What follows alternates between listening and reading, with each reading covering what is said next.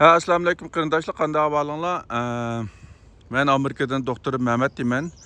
Men bugun bog'chida yo'l yurgach, shu ruhiy sog'lomlik to'g'risida yana bir qitim qisqacha bir tushuncha berib o'tmoqchi.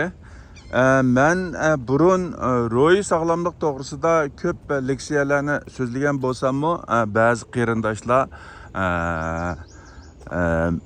yanıla bu ruhiy sog'lomlikniki nima ekanligi to'g'risida tushunchasi toza aniq bo'lmagan o'xshaydi. Yana ba'zi qarindoshlar mendan bu haqda savol so'ragan bo'ldi. Yana ularning savollarini yig'inchoqlab aytgan vaqtida tövendagidek mazmunlarga yig'inchoqlashga bo'ldi. Yana bu ruhiy sog'lomlikda masala bor yoki bo'lmasa psixikasi normal emas, binormal deganlik cho'qim kasallik bo'lamdi. Kasal deganlik bo'lamdi deb. Yana birisi shu Uyg'urlarda masalan 80-90% odamniki ruhiy sog'lomligi binormal emas deganni buni bu 80-90% odamda ruhiy kasal bor deb tushunib oldigan mushtaq ahvollar bor ekan. Shunlashqa men bu yerda shu to'g'risida o'zimniki azroq o'ylaganlarni qarindoshlar bilan o'rtoqlashmoqchi.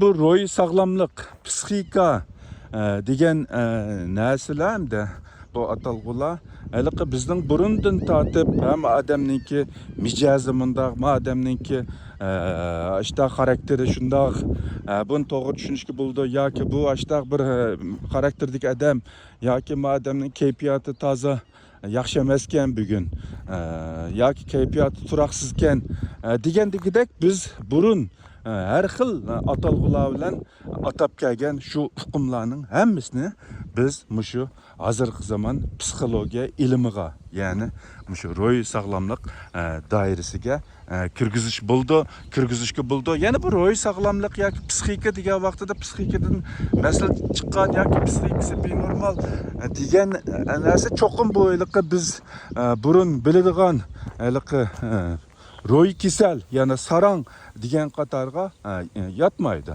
Albatta bu yerda har qanday bir kasalning, ya'ni hatto shu jismoniy kasallarning bir boshlanish, taraqqiy qilish jarayoni bo'lganligidek bu ruhiy kasalning biz deyotgan sarangning bir kun, ikki kunda sarang bo'lib qoldiganlar albatta bor, ammo bunda ushtum tut kelgan masalanga saq odam mashina qazosiga uchrab put-qo'llari sunib doktorxonaga yetib qolganiga o'xshash bularning ishidimi ashtaq ushtum tut insonlarning ishidimi ruhiy kasaldimi ushtum tut ruhiy kasal giribtor bo'ldigan, sarang bo'lib qoldigan, biz konlar degan bo'yicha jin chaplashyapti degandek ishlar bo'lishi mumkin.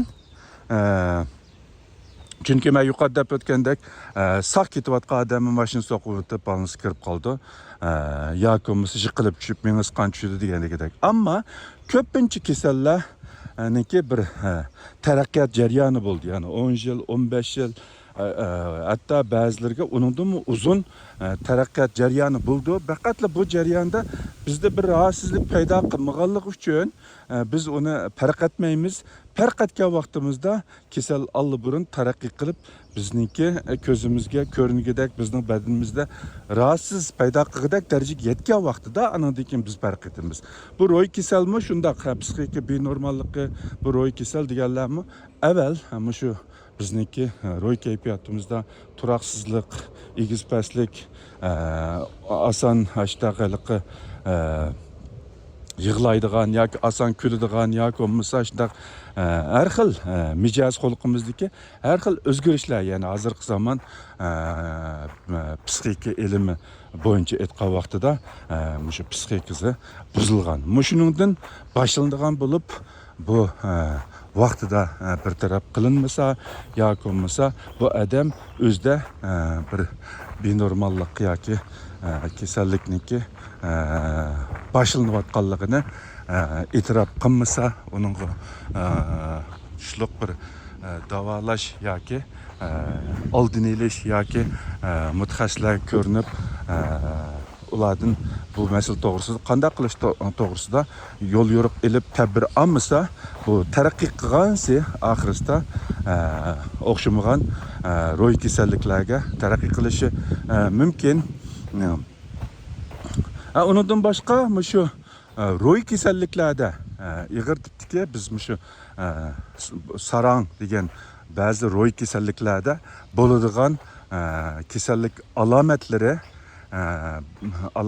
bilan shu bizning hozirgi davatgan psixikasi binormal yoki kayfiyati buzilgan kishilarda bo'ladigan ba'zi alomatlarda nihoyatda ko'p o'rtoqlik bor. Ammo normalda faqatla kasal alomatlariga qarabla ekansa, ularga mundaq sen ro'y kasal bo'lsan deb diagnoz qo'yishga bo'lmaydi. Ya'ni har bir ro'y kasal, ya'ni biz davatgan saranglarning bir diagnoz qo'ydigan o'lchamlari bor. Ya'ni manda shartlarga yetgan vaqtida manda kasal alomatlar bo'lgan vaqtida anandan keyin buningga maxsus shu pravisi va ro'y kasalliklar doktori diagnoz qo'ygandan keyin, anandan keyin biz uni rasmiy kasal deyalaymiz. Ammo normalda ko'pincha kishilar biz davatgan psixikasi buzilgan yoki psixikasi binormal yoki bo'lmasa shu nimizda masala bor deganlar biz qarab qo'yib, biz bu kasal psixik ro'y kasal yoki biz burun davatgan sarang deb undaq yakun chiqaramaymiz. Endi bu yerda shu insonlarimizningki tushunchasidagi bir xatolik tufaylidan bizdan bu shu psixikasida binormalliklar yuz bergan kishilar xuddi o'ziniki birisi sen psixika doktori ko'rin desa, masalan xuddi o'zga sarang yoki shu ro'y kasal deb qalpoqni kiygizayotgandagidek shuningdan o'zini qochirdigan, ya'ni uni bir xil yuz obro'yga yoki nomusiga tegadigan bir ishtikidek o'zini qochirdigan ahvol bo'lganligi uchunmi bizda o'ziniki shu psixikasidagi buzilishni, ro'y jihatdagi binormallikni e'tirof qilib mutaxassislarning yordamiga erishishni umid qiladigan bir istakning kam bo'lishimi shu sababdan, ya'ni insonlarimizniki bu psixika ro'y binormallik kayfiyati buzilish degan narsalarniki mutaxassislarniki yordami orqali uning taraqqiy qilishining oldini olib bo'lganligi, kayfiyatning yaxshi bo'lganligini tushunmaslik sababidan bizda shu psixika doktorga psixik ro'y sog'lomlik doktorlarga ko'rinishni rad qildigan ahvollar nihoyatda ig'ir. Albatta biz jismoniy jihatda badanimizning bir yeri azroq rahatsız his qilsak, masalanga bir alayda ig'ir kasal bo'lmasimi, bir yerimiz azroq rahatsız his qilsa, biz darhol doktorxonaga boramiz. Ammo bu ro'y jihatda, kayfiyat jihatda bir turoqsizlik paydo bo'lgan vaqtida, kayfiyatimiz yaxshi bo'lmagan vaqtida, rahatsız his qilgan vaqtimizda biz jismoniy kasalga muomala qilgandek undaq muomala qilib shu psixik doktorga ko'rinishni xohlamaymiz yoki butunlay rad qilamiz. Bu bizniki xalqimizdagi ko'pincha xalqimizdagi umumlashgan bir ahvol. Buningki muhim sabablarining birisi shu ro'y sog'lomlik, psixika yoki ro'y binormallikning nima ekanligini bilmaganlikdan yoki uningga to'g'ri muomalada bo'lmaganlikdan deb qarayman. Hamda agar biz shu ro'y sog'lomlik masalasini shu jismoniy sog'lomlikqa o'xshash muhim deb bilsak, ya'ni unga sal qaramasak, biz shu jismoniy jihatdagi kasalliklarningki qanday qilib oldini olib uningki ig'ir kasalga aylanib qolishninkidan saqlangan bo'lsak, bu ro'y sog'lomlik qandaq qılalaymiz. Bu butunlay özümüzge bağlıq, yani özümüzningki bu ahvalga bo'lgan qarashimizga, pozitsiyarimizga bağlıq.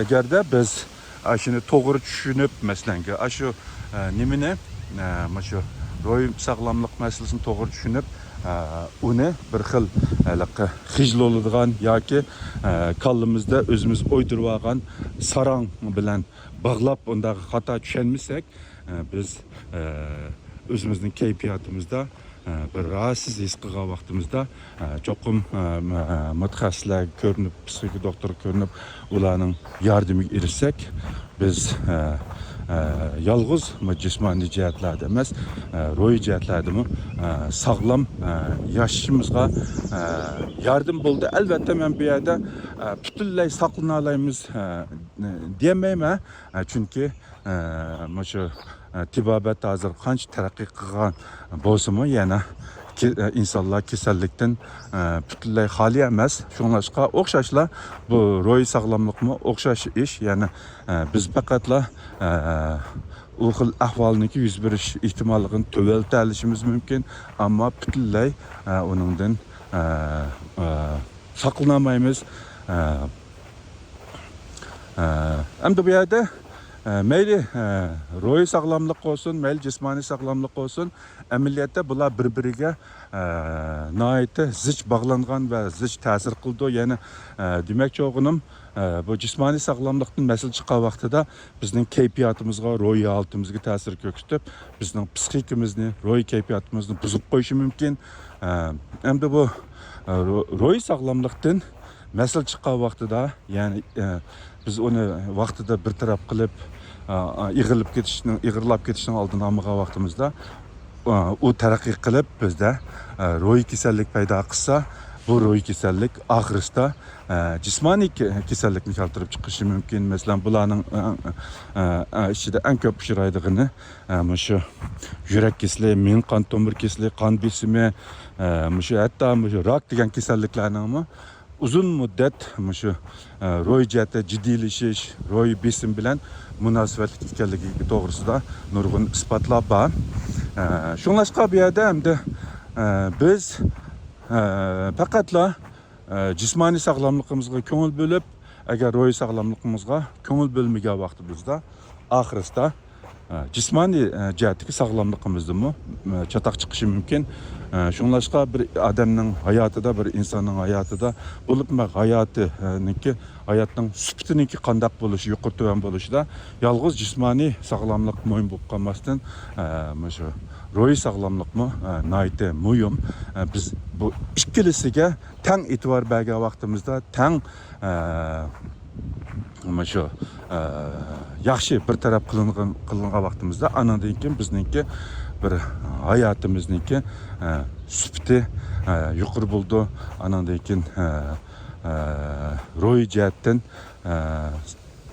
mayli tafakkur qilish, aql parasat ishlatish jihatdan sog'lom bo'lib qolmasdan, bizniki jismoniy jihatdanmi sog'lom bo'lishimizga kafolat qilish mumkin. Ya'ni jismoniy jihatdan sog'lom bo'lgan vaqtida bizniki kayfiyatimizmi nihoyatda xushal-xuram bo'lishi mumkin. Demak, bu yerda ikkilisi, ro'y sog'lomlik va jismoniy sog'lomlik ikkilisi bir-biriga nihoyatda zich bog'langan bo'lib, bir-biridan ayirib o'tishga bo'lmaydi. Ular o'zaro ta'sir qildi. Bugungi bu sözümni müşahede ahırlaştırmakçı hammalarning diqqat berganinglarga ko'p rahmat.